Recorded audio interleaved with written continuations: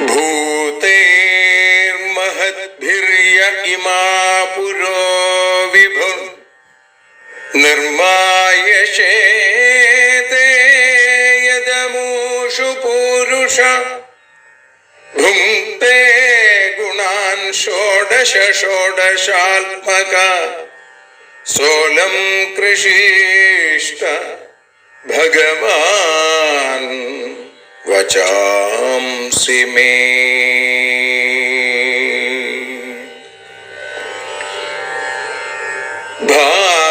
ഭാഗവതത്തെ അറിയാൻ ഈ ഭാഗവതത്തിൽ അലിയാൻ, ഭാഗവതത്തെ അറിയാൻ ശ്രീമദ് ഭാഗവതത്തിൽ അലിയാൻ, ലക്ഷ്യമതും മാത്രം ഹരിയിൽ ഭക്തിയുണർത്തും സംഗീതം ഹരിനാമലഹരി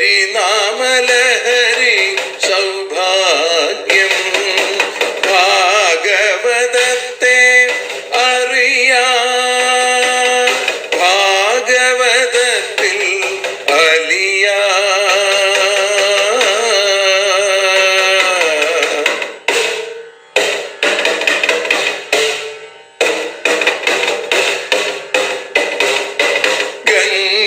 ഗംഗാപതിയുടെ പുത്രൻ സുന്ദര ഗണനായകനോ തുണ ചെയ്യൂ.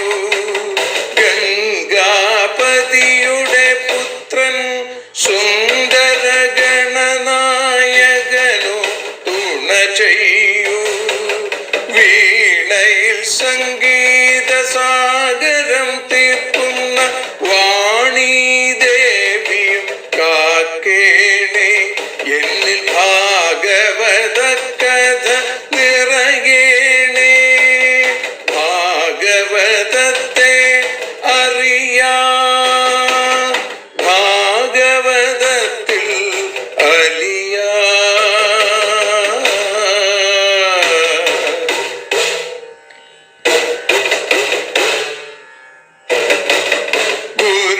ഗുരുവായൂരിൽ നിത്യം നിറയുക ഗുരുവായൂരിലെ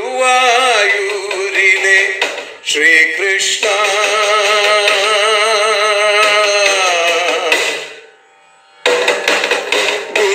ഗുരുവായൂരിൽ നിത്യം നിറയുക ഗുരുവായൂരിലെ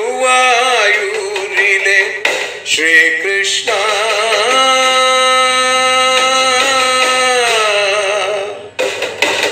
ഹരേ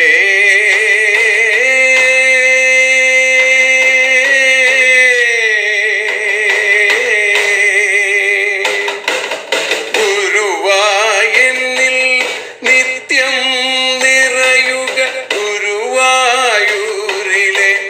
ശ്രീകൃഷ്ണ. കണ്ഠം തന്നിൽ ഗാനം നിറയാൻ കണ്ണാ നീ താൻ തുണയേകു. എന്നിൽ ഭാഗവത കഥ നിറയേണേ.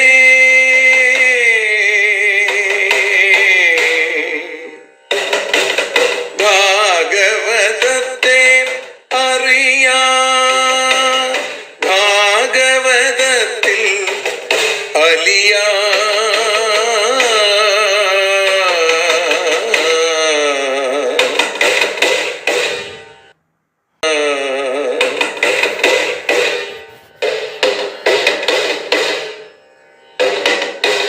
ആദ്യത്തെ ഗുരുവായൂരന്റെ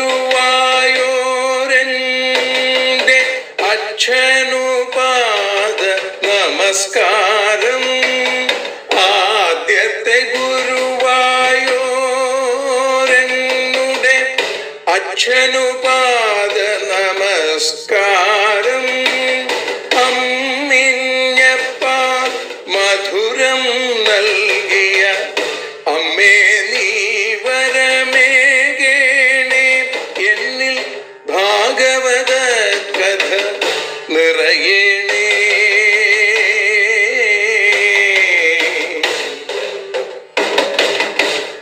ഭാഗവതത്തെ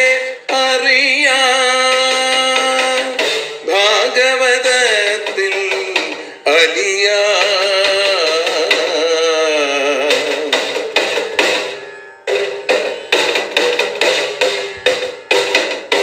ശ്രീഹരി തന്നുടെ കഥകൾ നിറയും ശ്രീമദ് ഭാഗവത സ്മൃതിയിൽ, ശ്രീഹരി തന്നുടെ കഥകൾ നിറയും ശ്രീമദ് ഭാഗവത സ്മൃതിയിൽ, ശ്രീകൃഷ്ണാനിൻ കീർത്തനമലരുകൾ ശ്രീപാദത്തിൽ അർച്ചിക്കാം. എന്നിൽ ഭാഗവത കഥ നിറയേണേ.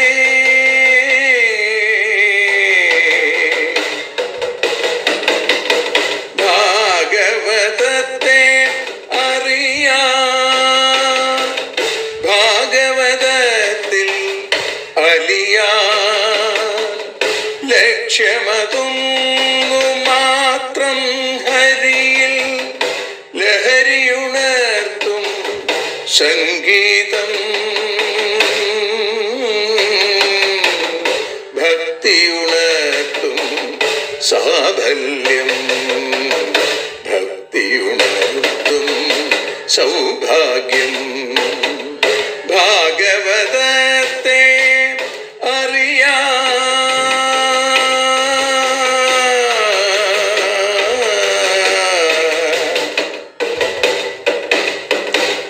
ഭാഗവതത്തിൽ അലിയാൻ.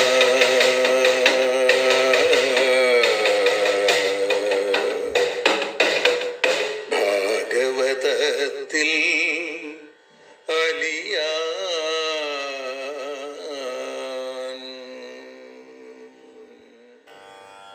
നവരാത്രിയുടെ പുണ്യം നിറഞ്ഞ രണ്ടാമത്തെ ദിവസം ഭദ്രകാളി പ്രാദുർഭാവം എന്ന കീർത്തനമാണ് ഇവിടെ അമ്മയുടെ പാദങ്ങളിൽ സമർപ്പിക്കുന്നത്. കൃഷ്ണഗീതിക എന്ന പുസ്തകത്തിലെ ഭാഗമാണിത്. ശ്രീമദ് ഭാഗവതം പഞ്ചമസ്കന്ധത്തിലെ 9-ാമത്തെ അധ്യായത്തിൽ ഭരതയോഗീശ്വരന്റെ മുമ്പിൽ പ്രത്യക്ഷപ്പെടുന്ന ഭദ്രകാളിയുടെ അപദാനങ്ങളെ വാഴ്ത്തിക്കൊണ്ടാണ് ഈ കീർത്തനം അമ്മയുടെ പാദങ്ങളിൽ സമർപ്പിക്കുന്നത്.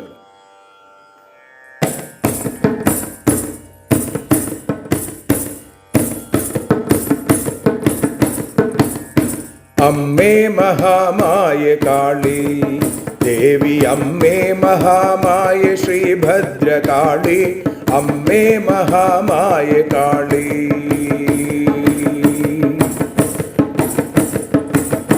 ചെമ്പട്ടു ചേലയൊടുത്തു അമ്മ ചെമ്പരത്തിപ്പൂവിൻ മാല ധരിച്ചു, പൊന്നിൻ ചിലമ്പു ചിരിച്ചു.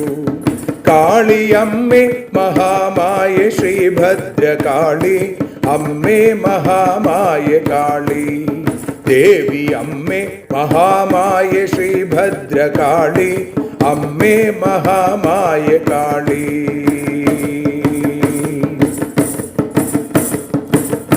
കാളി തൻ രക്തം തിളച്ചു, മാതൃഘോരാട്ടഹാസത്താൽ ഭൂമി വിറച്ചു, ലോകമോ ഞെട്ടിത്തെറിച്ചു.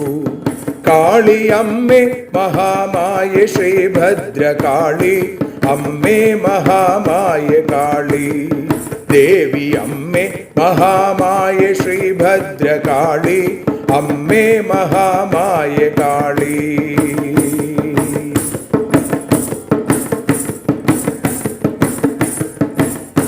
കരമതിൽ വാളു തിളങ്ങി, അന്നു കാപാലികർ തൻ്റെ ഉള്ളു കിടുങ്ങി, കരയുന്ന ഭക്തനെ താങ്ങി. കാളിയമ്മേ മഹാമായ ശ്രീഭദ്രകാളി, അമ്മേ മഹാമായ കാളി.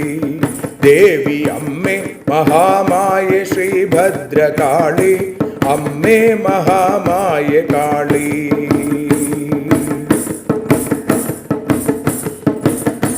അമ്മയോ നർത്തനം ചെയ്തു, ദേവി കോപിച്ചു വാളിനാൽ വെട്ടി നുറുക്കി, താണ്ഡവ നൃത്തം ചവിട്ടി. അന്നു തലകളാൽ ദേവിയോ പന്തു കളിച്ചു. അമ്മേ മഹാമായ കാളി, ദേവി അമ്മേ മഹാമായ ശ്രീഭദ്രകാളി, അമ്മേ മഹാമായ കാളി.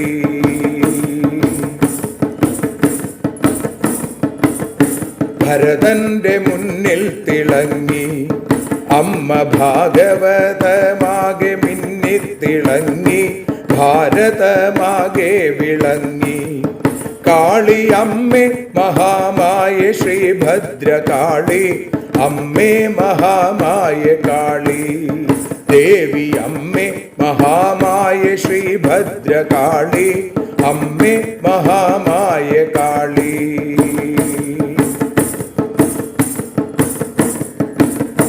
ഭക്തി തൻ ഭാവം നിറച്ചു ജഡഭരതനു, ജ്ഞാനത്താലെല്ലാം സഹിച്ചു. ശ്രീഭദ്രകാളി ചിരിച്ചു. ലോകം ദേവിയെ കീർത്തനം ചൊല്ലി സ്തുതിച്ചു. അമ്മേ മഹാമായ കാളി, ദേവി അമ്മേ മഹാമായ ശ്രീഭദ്രകാളി, അമ്മേ മഹാമായ കാളി, അമ്മേ മഹാമായ കാളി, ദേവി മഹാമായ കാളി, അമ്മേ മഹാമായ കാളി, ദേവി അമ്മേ മഹാമായ ശ്രീഭദ്രകാളി, അമ്മേ മഹാമായ കാളി.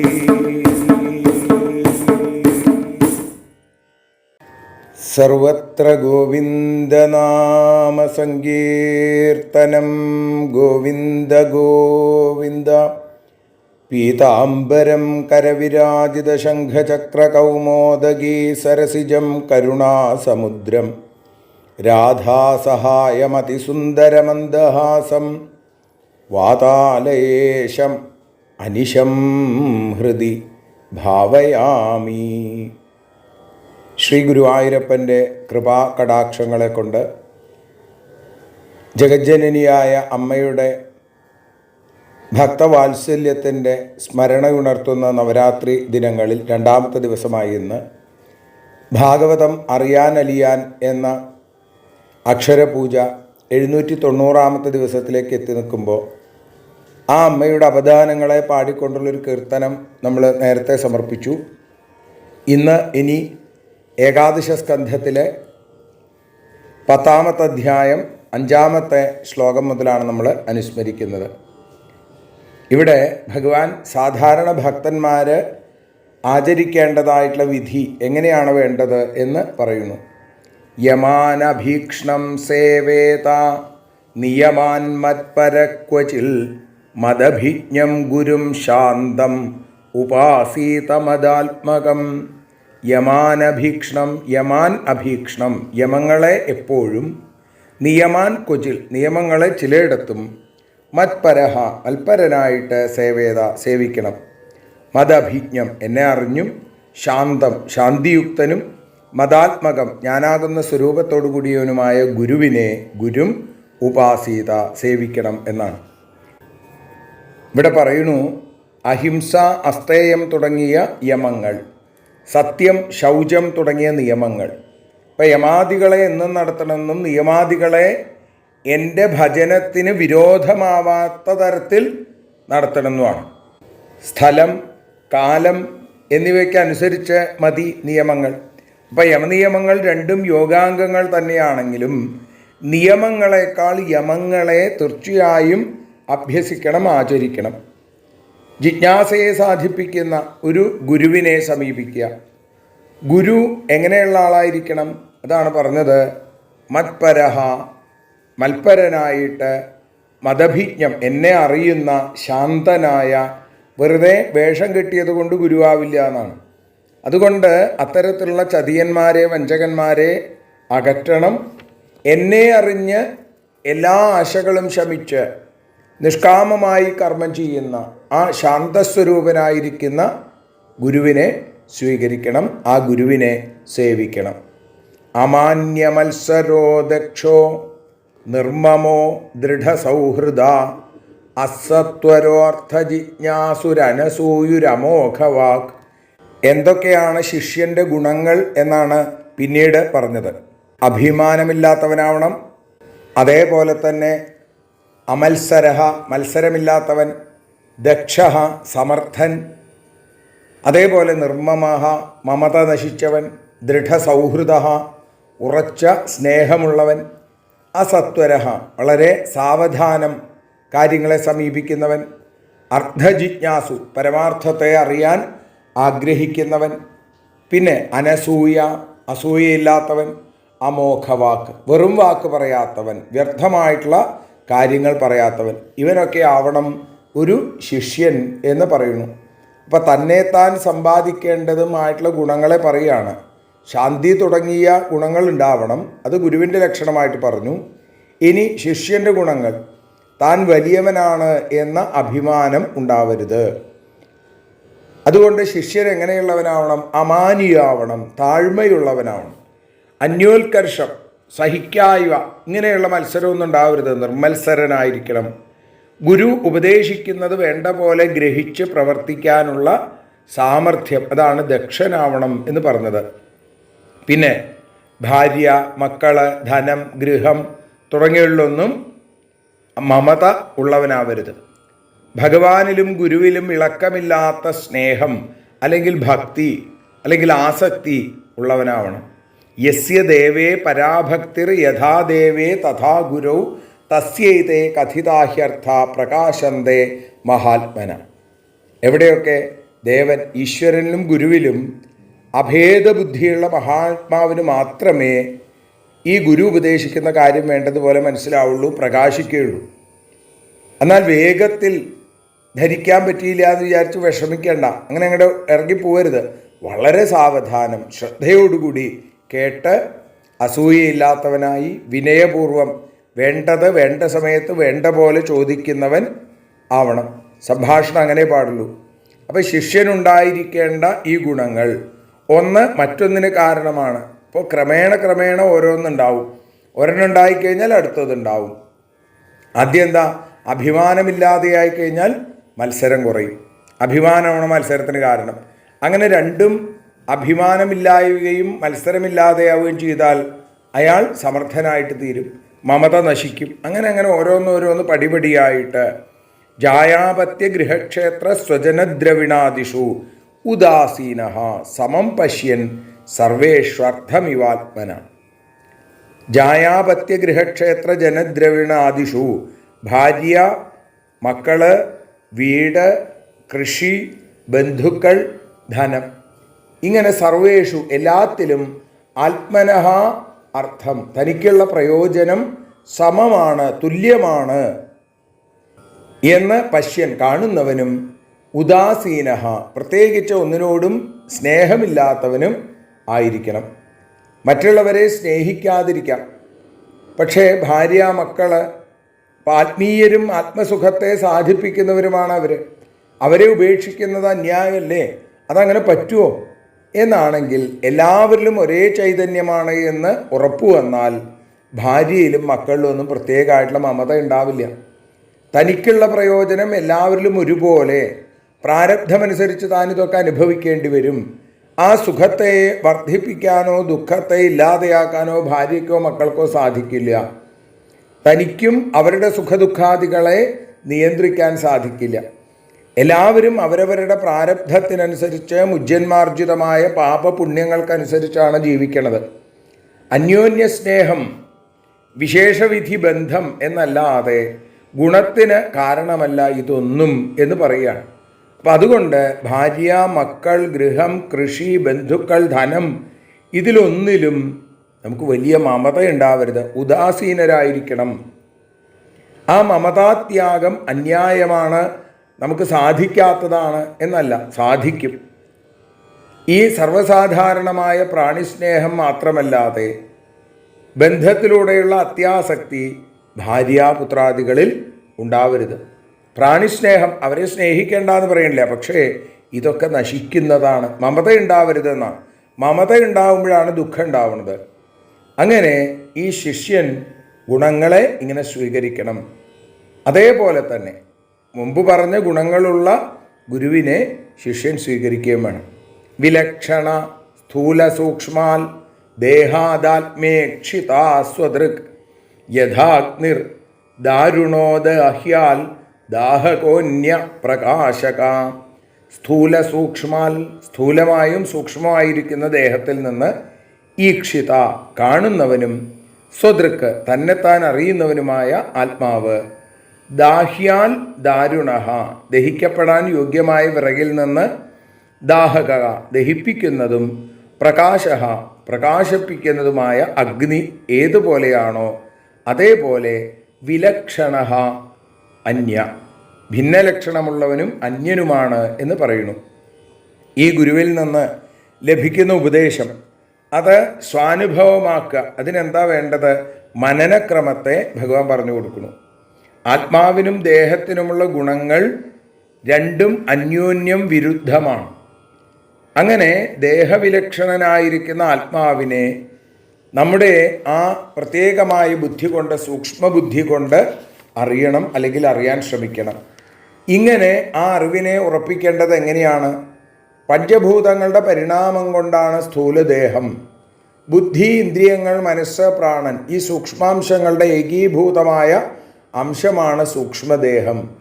ആത്മാവോ ഈ രണ്ട് തരത്തിലുള്ള ശരീരത്തിൽ നിന്നും വേറിട്ടതാണ്. ദേഹത്തിന് ഇല്ലാത്തവനും ആത്മാവിനുള്ളതുമായിരിക്കുന്ന രണ്ട് ഗുണങ്ങൾ എന്തൊക്കെയാണ്? ആത്മാവ് സ്ഥൂല സൂക്ഷ്മ ദേഹങ്ങളെ അറിയണു. അതുകൊണ്ട് ആത്മാവ് എന്താണ്? കാണുന്നവനാണ്. ദേഹം കാണപ്പെടാൻ യോഗ്യമായ വസ്തു മാത്രമാണ്. കാണപ്പെടുന്ന പദാർത്ഥവും കാണുന്നവനും ഒന്നല്ല. ഞാൻ കാണുന്നു എന്ന് പറഞ്ഞാൽ ഞാൻ മറ്റൊരു വസ്തുവിനെ കാണുന്നു എന്നാണ്. അപ്പോൾ ഈ രണ്ട് ദേഹങ്ങളെയും പ്രകാശിപ്പിച്ചുകൊണ്ട് ആത്മാവ് തന്നെ തന്നെ പ്രകാശിപ്പിക്കുന്നു. അതുകൊണ്ടാണ് സ്വരാട്ട് എന്ന് ഭഗവാനെക്കുറിച്ച് പറയുന്നത്. ഇതുപോലെ വിറകിനെ പ്രകാശിപ്പിക്കുന്നതും ദഹിപ്പിക്കുന്നതുമായ അഗ്നി വിറകല്ല എന്ന് തിരിച്ചറിയുന്നത് പോലെ താനേ പ്രകാശിക്കാത്ത പദാർത്ഥം ജഡമായാൽ ശരീരം ജഡമാവും. അപ്പം ദേഹത്തിനും ആത്മാവിനും ഇപ്പോൾ വിരുദ്ധ ലക്ഷണങ്ങൾ. എങ്ങനെ? ദേഹം ദൃശ്യം പ്രകാശ്യമാണ്, ഒന്ന് കാണുന്നതും പ്രകാശിക്കുന്നതും. ആത്മാവ് അതിൻ്റെ ദ്രഷ്ടാവും ആ പ്രകാശത്തെ നൽകുന്ന പ്രകാശകനും ആണ്. അപ്പോൾ ഈ ലക്ഷണങ്ങളെ കൊണ്ട് വേണം ഇതിനെയൊക്കെ മനസ്സിലാക്കാൻ. ആത്മാവ് താൻ തന്നെയാണെന്നുള്ള അനുഭവം ഒരു ശിഷ്യനുണ്ടാവണം. അങ്ങനെ നിരന്തരം യുക്തിയോടുകൂടി ചിന്തിച്ചുറപ്പിക്കുന്നതിനാണ് മനനം എന്ന് പറയുന്നത്. ഗുരുമുഖത്തുനിന്ന് കേട്ടാൽ മാത്രം പോരാ, ശ്രവണം മാത്രം പോരാ, അതിനോടൊപ്പം മനനവും വേണം. ഭാഗവതത്തിൻ്റെ തുടക്കത്തിൽ നമ്മൾ കാണുന്ന ആ ധുന്ധുകാരിയുടെ കഥയിൽ സപ്താഹം കേൾക്കുക മാത്രമല്ല, രാത്രി സമയത്ത് അതിനെ മനനം ചെയ്യുകയും ചെയ്തു. അതുകൊണ്ടാണ് ധുന്ധുകാരിക്ക് ഭഗവാന്റെ സ്വരൂപം കിട്ടിയ സാരൂപ്യമുക്തി ലഭിക്കുന്നത്. നിരോധോത്പത്യണുബൃഹൻ നാനാത്വം തൽകൃതാൻ ഗുണാൻ അന്തഃപ്രവിഷ്ട ആധത്ത ഏവം ദേഹഗുണാൻ പര. നിരോധോത്പത്യണു ബൃഹന്നാനാത്വം, നാശം, ഉദ്ഭവം, ചെറുപ്പം, വലിപ്പം, ഇങ്ങനെയുള്ള ഭേദങ്ങൾ തൽകൃതാൻ ആ ഭേദങ്ങളിൽ ചെയ്യപ്പെടുന്ന ഗുണാൻ ധർമ്മങ്ങളെയും ആധത്തെ അഗ്നി ധരിക്കുന്നു. ഏവം അന്തഃപ്രവിഷ്ട അന്തസ്ഥിതനായിരിക്കുന്ന പരമാത്മാവ് ദേഹഗുണങ്ങളെ ധരിക്കുന്നു. ഇങ്ങനെ അന്യോന്യമായ അധ്യാസം കൊണ്ട് ഒന്ന് തന്നെയാണ് രണ്ടുമെന്ന് തോന്നും. ഇപ്പം ദേഹത്തെയും ദേഹിയെയും വേർതിരിച്ചറിയുന്ന സംഗതി വളരെ ബുദ്ധിമുട്ടാണ്. അപ്പോൾ അതിനെ സാധിക്കാൻ വേണ്ടി ദേഹത്തിന് ഇല്ലാത്തതും ആത്മാവിനുള്ളതുമായ ലക്ഷണങ്ങളെ നേരത്തെ പറഞ്ഞതുപോലെ അഗ്നിയെ ഉദാഹരിച്ചുകൊണ്ട് പറയുകയാണ്. അഗ്നി വിറകിനുള്ളിൽ ഒതുങ്ങിയിരിക്കുന്നു, പുറത്തേക്ക് പ്രകാശിക്കുന്നു. അപ്പോൾ വിറകിനുള്ളിൽ ഒതുങ്ങിയിരിക്കുമ്പോഴോ അഗ്നിയില്ല, പ്രകാശിച്ചപ്പോൾ ഉണ്ടായതായിട്ട് തോന്നി. വിറക് മുഴുവൻ കത്തി നശിച്ചപ്പോഴോ അഗ്നി നശിച്ചതുപോലെ തോന്നുന്നു. വിറക് വലുതായി കഴിഞ്ഞാൽ അഗ്നി വലുതാവും, വിറക് ചെറുതാണെങ്കിൽ അഗ്നി ചെറുതാവും. ഇങ്ങനെ ഉൽപ്പത്തി, ലയം, വലിപ്പം, ചെറുപ്പം ഇതൊക്കെ അഗ്നിക്കുണ്ടെന്ന് തോന്നുന്നത് എന്തുകൊണ്ടാണ്? ആ വിറകാകുന്ന ഉപാധിയുടെ സംബന്ധം കൊണ്ടാണ്. വാസ്തവത്തിൽ അഗ്നി എപ്പോഴും എല്ലാത്തിലും ഏകരീതിയിൽ നിലനിൽക്കുന്നുണ്ട്. ഇതേപോലെ ദേഹത്തിൻ്റെ ഗുണങ്ങളെ ആ ദേഹിയായ ആത്മാവ് സ്വീകരിച്ചെന്നതുപോലെ കാണപ്പെടുന്നു. ആത്മാവ് സത്യത്തിൽ എന്താണ്? നിത്യനാണ്, വിഭുവാണ്, ഏകനാണ്. ശരീരം അനിത്യമാണ്, പരിച്ഛിന്നമാണ്, അനേകമാണ്. ഉൽപ്പത്തിയാദികൾ ദേഹധർമ്മവും അതിൻ്റെ അഭാവം എന്താണ്? ആത്മസ്വരൂപവുമാണ്. ഇതാണ് നമ്മൾ തിരിച്ചറിയേണ്ടത്. നിരന്തരമായ അഭ്യാസത്തിലൂടെ, ഉപാസന കൊണ്ട് മാത്രമേ ഇത് ജീവിതത്തിലേക്കൊക്കെ പകർത്താൻ സാധിക്കുള്ളൂ. യോസൗ ഗുണൈർവിരചിതോ ദേഹോയം പുരുഷസ്യ ഹി സംസാരസ്തന്നിബന്ധോയം പുംസോ വിദ്യാച്ഛിതാത്മന. പുരുഷനധീനമായ ഗുണൈഹി സത്വാദി ഗുണങ്ങളിൽ നിന്നുണ്ടായ പഞ്ചഭൂതങ്ങളാൽ അസൗ ദേഹ ഏതൊരു ദേഹം വിരചിത ഉണ്ടാക്കപ്പെട്ടിരിക്കുന്നുവോ പുംസ ജീവന് പുമാന് അയം സംസാര ഈ സംസാരം തന്നിബന്ധ അതുകൊണ്ട് ഉണ്ടായതാകുന്നു. ആത്മാവിൻ്റെ വിദ്യ ചിത്ത്, ആത്മാവിൻ്റെ ജ്ഞാനം ഇതിനെ നശിപ്പിക്കുന്നതുമാണ്. ഇപ്പോൾ വിറകിനോട് അഗ്നിക്ക് ചേർച്ചയുള്ളതുപോലെ ആത്മാവിന് ദേഹത്തോട് സംബന്ധമുണ്ടെങ്കിൽ ആ ചേർച്ചയും അതുകൊണ്ടുള്ള അവസ്ഥാഭേദങ്ങളും എങ്ങനെ നശിക്കണത്? ആത്മാവിന് ഒന്നിനോടും സംബന്ധമില്ല എന്നാണ്. അസംഗോ ഹ്യയം പുരുഷ ഇങ്ങനെയാണ്. അപ്പോൾ ഇവിടെ പറയുകയാണ്, ഈശ്വരാധീനങ്ങളായ മായാഗുണങ്ങൾ കൊണ്ട് ഉണ്ടാക്കപ്പെട്ടിരിക്കുന്ന സ്ഥൂല സൂക്ഷ്മദേഹങ്ങളിൽ ഞാൻ എന്നുള്ള ഭാവം, അഹന്ത, അത് സ്വന്തം രൂപത്തെ ധരിക്കാത്തതായിട്ടുള്ള അവിവേകമാണ്. ഇതാണ് ഭ്രമം. ആത്മജ്ഞാനം ഈ ഭ്രമത്തെ നശിപ്പിക്കുന്നു. ദേഹത്തോട് ഉണ്ടെന്ന് തോന്നിയ ബന്ധവും അതുകൊണ്ട് അനുഭവിച്ച സുഖദുഃഖാദികളും ജ്ഞാനാവസ്ഥയിൽ ഇല്ലാതെയായിട്ട് തീർന്നു.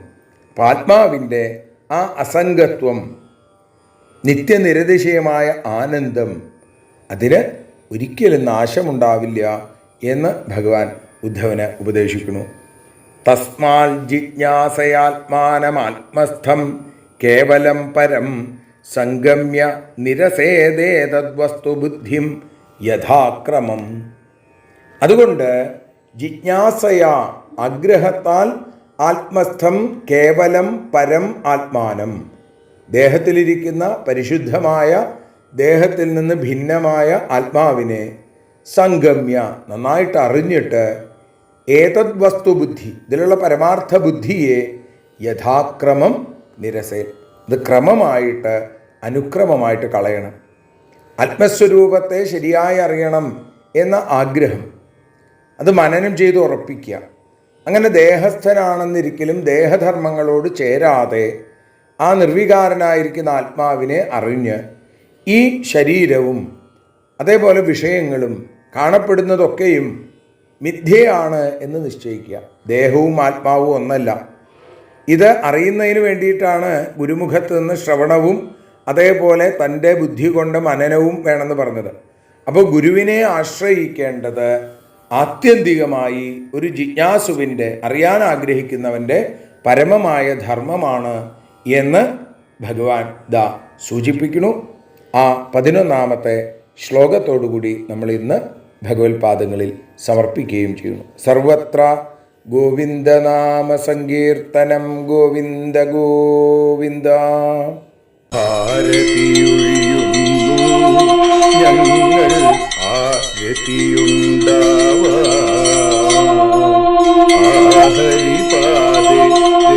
ഹരിപാദത്തിയുണ്ടാകാൻ ആരതിയൊഴിയുന്നു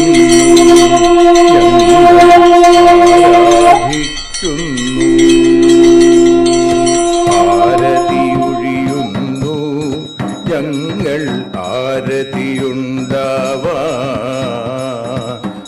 ഹരിപാദരതിയുണ്ടാകാൻ ആരതിയൊഴിയുന്നു ഞങ്ങൾ ആരാധിക്കുന്നു. ശ്രീമദ്ഭാഗവതം പുണ്യം പാവനമാം ഗ്രന്ഥം ശ്രീശുകമാമുനി പാടിയ ഗീതം നൽകുന്നു മുക്തി സതതം നൽകിയിടും ഭക്തി. പാപികളെന്നാലും നിത്യം രക്ഷിക്കും ഗ്രന്ഥം പരമാനന്ദ സുധാരസമയമി ഹരിലീലാസാരം നിത്യം വേദത്തിൻ സാരം. വൈരാഗ്യം ജ്ഞാനം ഭക്തി എന്നിവ നൽകിയിടും വൈകല്യങ്ങൾ തീർത്തിടുന്നൊരു സുന്ദരമാം ഗീതം നിത്യം നൽകും കൈവല്യം. കലിമലമഥനി പാപവിനാശിനി സതതം സേവയെ ചെയ്യുന്നോർക്കോ സുഖകാരിണി ഗ്രന്ഥം നിത്യം നൽകും സായുജ്യം. ആരതിയൊഴിയുന്നു ഞങ്ങൾ ആരതിയുണ്ടാവാൻ. ആരതിയൊഴിയുന്നു ഞങ്ങൾ ആരതിയുണ്ടാവാൻ. ആഹരിപാദേ രതിയുണ്ടാകാൻ ആരതിയൊഴിയുന്നു ഞങ്ങൾ ആരാധിക്കുന്നു. ഞങ്ങൾ ആരതിയൊഴിയുന്നു കണ്ണ ആരാധിക്കുന്നു. രാധാരമണ മുകുന്ദ മുരാരെ ശരണം മേ തവ ചരണയുഗം. പവനപുരേശ രാധാ കൃഷ്ണ ശരണം മേ തവ ചരണയുഗം. മീനായി മണ്ണിൽ പിറന്നൊരു ദേവ ശരണം മേ തവ ചരണയുഗം. കച്ഛപരൂപമെടുത്തൊരു ദേവ ശരണം മേ തവ ചരണയുഗം. സൂകരഭാവമണിഞ്ഞൊരു ദേവ ശരണം മേ തവ ചരണയുഗം. നരഹരി രൂപമെടുത്തൊരു നാഥ ശരണം മേ തവ ചരണയുഗം. വാമനനായി വിളങ്ങിയ ദേവ ശരണം മേ തവ ചരണയുഗം. ഭാർഗവരാമനതായൊരു ദേവ ശരണം മേ തവ ചരണയുഗം. ദശരഥനന്ദനായൊരു ദേവ ശരണം മേ തവ ചരണയുഗം. ബലമേറുന്നൊരു രാമനാഥ ശരണം മേ തവ ചരണയുഗം. ദേവകി നന്ദന വസുദേവാത്മജ ശരണം മേ തവ ചരണയുഗം. യശോദതനയാ സുന്ദര രൂപ ശരണം മേ തവ ചരണയുഗം. ദ്വാരകവാസാരുക്മിണികാന്ത ശരണം മേ തവ ചരണയുഗം. കലികാലത്തിൽ കൽക്കിയും നീയേ ശരണം മേ തവ ചരണയുഗം. രാധാരമണ മുകുന്ദ മുരാരെ ശരണം മേ തവ ചരണയുഗം. പവനപുരേശ രാധാ കൃഷ്ണ ശരണം മേ തവ ചരണയുഗം.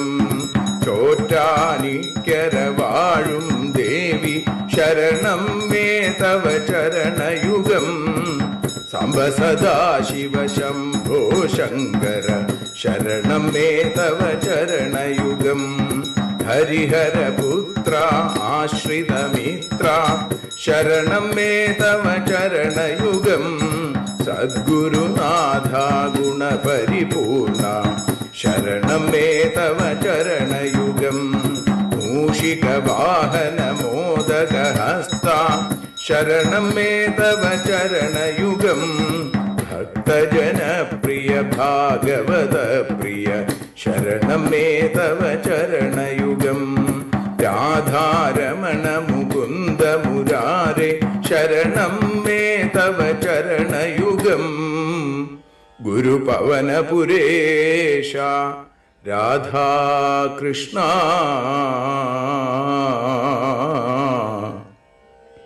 ശരണം മേ തവ ചരണയുഗം.